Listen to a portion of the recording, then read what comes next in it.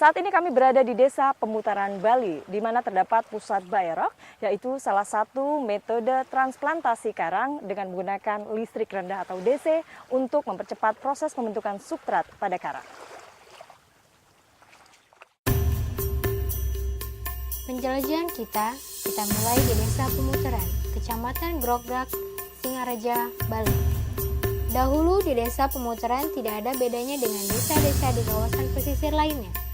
Melakukan praktek penangkapan ikan yang merusak bom ikan dan potasium menjadi metode penangkapan yang jamak di perairannya merusak terumbu karang secara masif. Kerusakan terumbu karang ternyata memberikan dampak yang cukup luar biasa. Hasil tangkapan ikan menurun drastis. Demikian juga dengan kunjungan turis membuat warga makin terpuruk dalam krisis ekonomi. Namun semua itu sudah berubah sekarang. Ikan-ikan dan makhluk laut lainnya sudah kembali meramaikan kawasan terumbu Desa Pemutaran. Terumbu karang di sini bukanlah terumbu karang sembarangan. Ekosistem terumbu karang di Desa Pemutaran dipicu dengan mengaplikasikan terumbu buatan Bayrok. Bayrok adalah terumbu buatan yang komposisi pembuatannya persis sama dengan terumbu alami, yakni kalsium karbonat. Agar material ini terbentuk, metode ini menggunakan listrik tegangan rendah untuk mengelektrolisis air laut. Namun, jangan khawatir, metode ini benar-benar aman untuk organisme laut dan juga penyelam. Kini, Bayrok telah menjadi rumah baru bagi hewan-hewan laut milik Anda. Namun, bukan teknologi yang menjadi kunci sukses upaya pemulihan ekosistem terumbu karang ini. Adalah komitmen masyarakatlah yang memegang peran besar. Komitmen masyarakat untuk menjaga lautnya, pemulihan ekosistem terumbu karang di Desa Pemutaran, inisiasi masyarakatnya sendiri. Swadaya semua pihak-pihak yang tinggal di Pemutaran, warga dan pemerintah resort bersama-sama membangun Bayrok.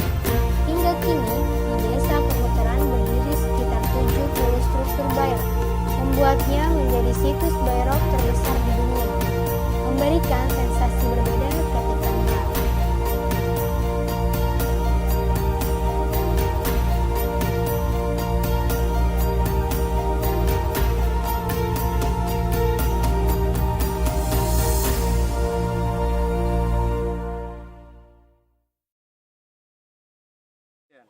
Saat ini kami berada di tempat budidaya kerang mutiara di kawasan Taman Nasional Bali Barat, di mana di sini juga diberdayakan masyarakat di sekitar kawasan dengan mensinergikan pemilik usaha dengan masyarakat. Setelah dari Desa Pemutaran, kita masih berada di area Bali Barat.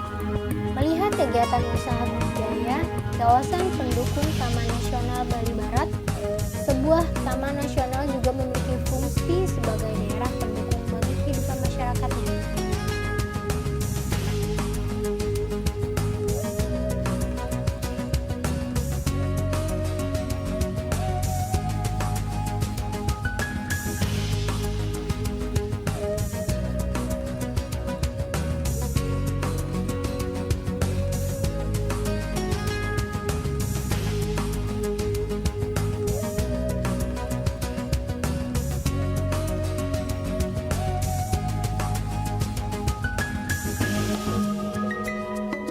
Pemirsa, salah satu faktor yang membuat mutiara menjadi baik dan berkualitas adalah saibu.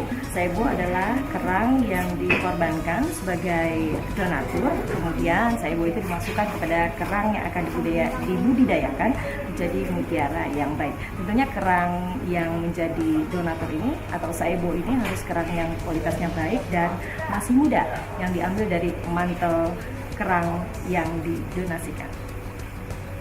Pemirsa, setelah proses saibu, kemudian kita beralih pada proses pemasukan nuklir, di mana menempelkan warna kepada nuklir ini harus hati-hati sekali dan harus ahlinya, karena tidak semua bisa memiliki kemampuan itu, dan saya mencoba untuk pemasukan nuklirnya didampingi oleh yang ahlinya. Pak. Nah, saya masukin ini Pak ya.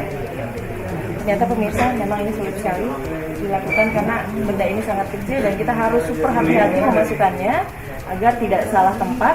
Pak, ini gimana Pak tempatnya Pak? Di belahan itu yang biasa kita gunakan. Oke. Iya. Wah, Pak, sulit sekali Pak ya. Jadi bisa. Pemirsa, saya mencoba memasukkannya tetapi kok rasanya sulit sekali dan malah berlarian nih nuklirnya. Baik, saya serahkan saja pada ahlinya. Silakan Pak.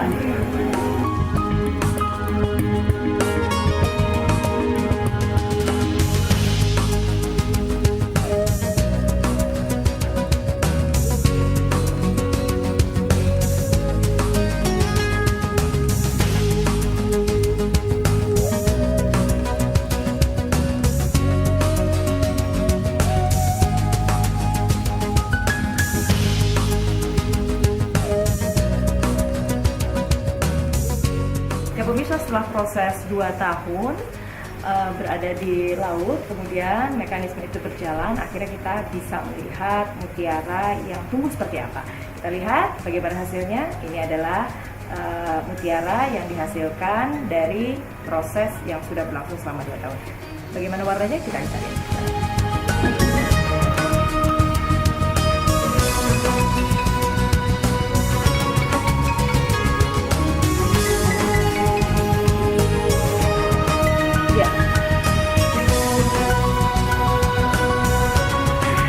Pemirsa, ini adalah hasil mutiara yang sudah dioperasi, hasil akhir setelah 2 tahun ditanam di dalam laut. Mutiara yang saya pegang ini berwarna kurang lebih putih kekuningan, bukan gold pure begitu, tapi ini adalah mutiara yang cukup mahal dan warnanya dihasilkan dari saibo yang ditanam di awal. Ingat pemirsa bahwa warna ditentukan oleh saibo yang didonasikan kepada kerang yang akan ditanam di laut.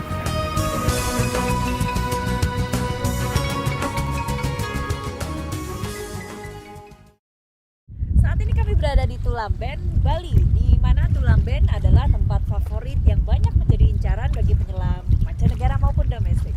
Bagaimana kondisi di bawah? Ikuti saya.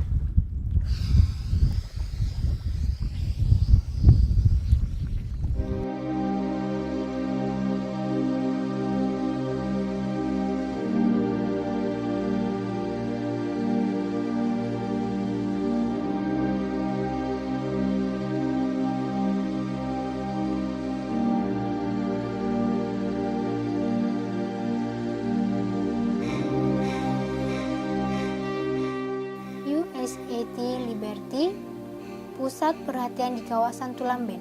Kapal perang Amerika Serikat ini dibangun pada tahun 1918. Kapal dengan panjang 120 meter ini ditembak oleh torpedo Jepang di dalam perjalanannya dari Australia menuju Filipina pada 11 Januari 1942.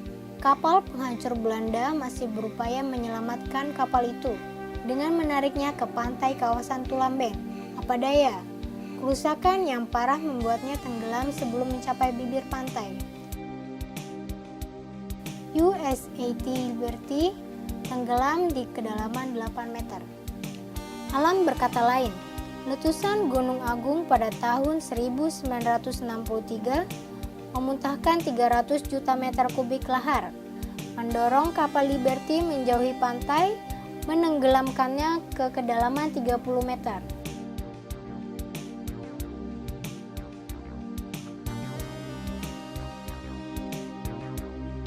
Setelah hampir 50 tahun, kapal Liberty terdorong ke kedalaman 30 meter laut Tulamben. Liberty Wreck telah menjadi surga bawah laut. Liberty Wreck telah menjadi rumah baru buat jutaan organisme laut. Namun yang menjadi pelajaran di Tulamben justru bagaimana masyarakat Tulamben sangat terlibat dalam pengelolaan wisata di kampung halaman mereka. Mereka merasa sangat perlu untuk melindungi situs sejarah ini, sehingga terciptalah aturan adat yang dikenal sebagai awik-awik.